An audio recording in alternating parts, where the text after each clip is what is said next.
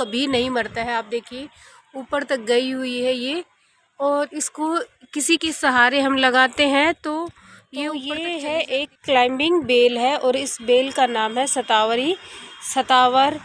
इसके कई नाम है, और इस प्लांट की खेती वगैरह भी होती है, और ये औषधि के रूप में ये काम आती है। हमारे ये जो बेल है इसकी जो जड़ें वगैरह है वो हमारे औषधि के रूप में काम आती है, और इसकी दवाई वगैरह बनती है, और कई रोगों में ये काम आती है।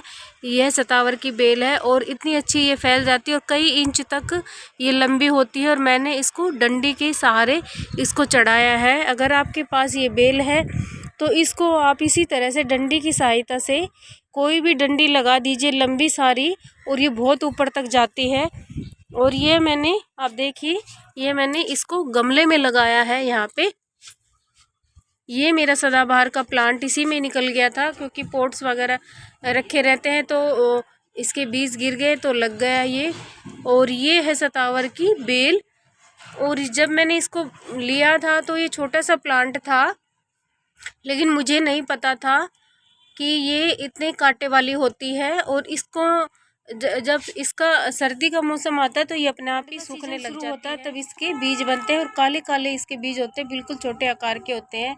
तो उनसे भी हम इसको ग्रो कर सकते हैं, और इसको जैसे बल्ब होते हैं ना, उस तरह से इसके बल्ब होते हैं, और हम बल्ब से भी इसको ग्रो कर सकते हैं। और यह प्लांट बहुत कम देखभाल में चलने वाला है। मैं तो इसकी कोई देखभाल नहीं करती हूँ, और ये खाद भी इसको जैसे हर प्लांट्स को मैं देती हूँ उसी तरह से इसको साल में 1 या 2 बार देती हूँ। लेकिन ये नहीं है कि इसको 10-15 दिन में मैंने खाद दे दिया, उस तरह मैं इसको खाद नहीं देती हूँ। और इस तरह से इसकी ये जो डंडियाँ है ना, ये निकलती रहती है। और ये अभी पिछली सीज़न की है ये, और ये सूख गई थी विंटर में, तो इसको मैं निकाल रही थी तो ये निकल नहीं रही थी। देखिए आप, ये 2-3 डंडी इसकी मैं निकाल रही थी तो ये निकल नहीं रही, और कांटे वाली ये इसकी डंडियाँ होती है। और अपने आप ही नहीं, इसकी जो ब्रांच होती है अपने आप ही यहाँ मिट्टी से निकलती रहती है इस तरह से, और बहुत ज़्यादा निकल जाती है। अभी तो ये निकली नहीं है, जैसे जैसे इसकी ग्रोथ स्टार्ट होगी अच्छे तरह से तो ये अपने आप ही इतनी सारी इसकी जो डंडी है, ये वाली डंडियाँ है, बहुत सारी निकल जाती है, और ज़्यादातर पोट्स को ये कवर कर लेती है, इतने इतने हिस्से को ये कवर कर लेती है। इसलिए ये जो पुरानी डंडियाँ होती है ये सूखती रहती है। अगर आपके पास जगह है इसको लगाने के लिए तो आप इसको अपने गार्डन में लगाइए, और गमले में भी चल जाती है। ऐसा नहीं है कि इसको हमें नीचे ज़मीन में लगाना है, गमले में भी अच्छे से ग्रो करती है। और आपको मैंने दिखाया, यहाँ से जा रही है ये, इस तरह से जाती रहती है, और इसकी नीचे से ही ये पत्तियाँ इस तरह से होती है, जैसे हमारा प्लांट है स्पेरिकस, उस तरह से इसकी ये पत्तियाँ होती है, और बहुत ही हार्डी होता है ये प्लांट। ये बेल प्लांट बोल रही है लेकिन ये बेल है, और कई इंच तक ये ऊपर चली जाती है। और ये मैंने अपने गांव में देखी थी जब मैं छोटी थी बहुत, तो ये मेरे पापा ने लगाई हुई थी बेल, और मिट्टी में लगाई थी। इसको जितनी बार भी काटते थे ना उतनी बार ये उग जाती थी। हम अपनी पूरी कोशिश करते थे कि ये जड़ से कट गई है, लेकिन जड़ से कभी ख़त्म नहीं होती ये बेल। ये इसके ट्यूबर्स होते हैं, और वो हमेशा फूट जाते हैं, फिर से ये ट्यूबर्स नए हो जाते हैं, और ये प्लांट ग्रो हो जाता है। तो ये जड़ से कभी ख़त्म नहीं होती है। गमले में है तो इसको हम अच्छे से निकाल सकते हैं।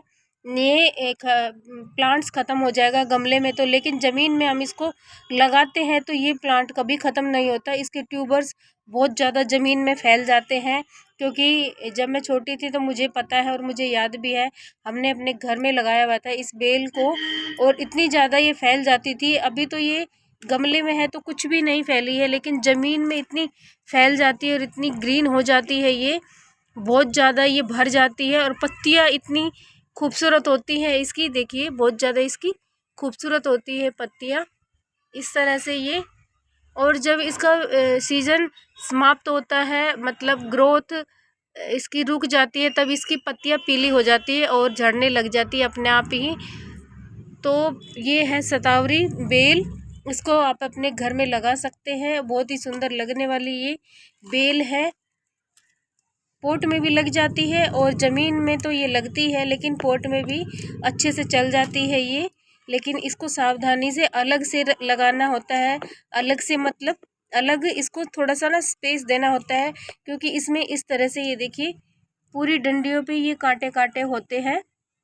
तो इसको थोड़ा सा ना सावधानी से दूर, थोड़ा सा अपने से दूर रखना होता है। ये नहीं है कि इसको बीच में लगा लिया और साइड से हम निकलते रहे, तो इस तरह से बहुत ज़्यादा इसके कांटे होते हैं, तो कांटे लगने का डर होता है।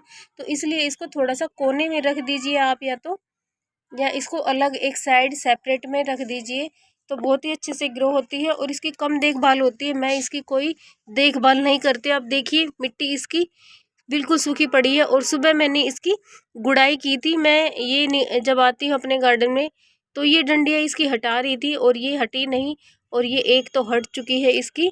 और इसको ये पानी भी बहुत कम लेती है, कभी मरने वाला प्लांट नहीं है।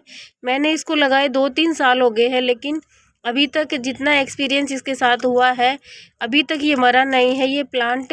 मैं इसको बिल्कुल यहाँ से भी काट देती हूँ, इतना पूरा काट देती हूँ। जब इसका सीजन ख़त्म होता है ना ग्रो होने का, तो मैं यहाँ से पूरा काट देती हूँ, क्योंकि इसके ये डंडियाँ रह जाती हैं ना, तो कांटे होते हैं, तो फिर आसपास जब हम प्लांट में काम करते हैं तो ये लगते हैं, तो इसलिए इसको इतना काट देती हूँ। उसके बाद भी इतना काट देती हूँ, उसके बाद भी ये फिर से नई ग्रोथ अपनी पकड़ लेता है। ये प्लांट इतना हार्डी है और परमानेंट प्लांट है। अगर आपको ये बेल अच्छी लगती है तो इसको अपने गार्डन में ज़रूर ऐड कीजिएगा, और वीडियो को लाइक कर देना और चैनल को सब्सक्राइब कर देना। फिर मिलूंगी ऐसी अच्छी वीडियो के साथ, तब तक के लिए बाय बाय।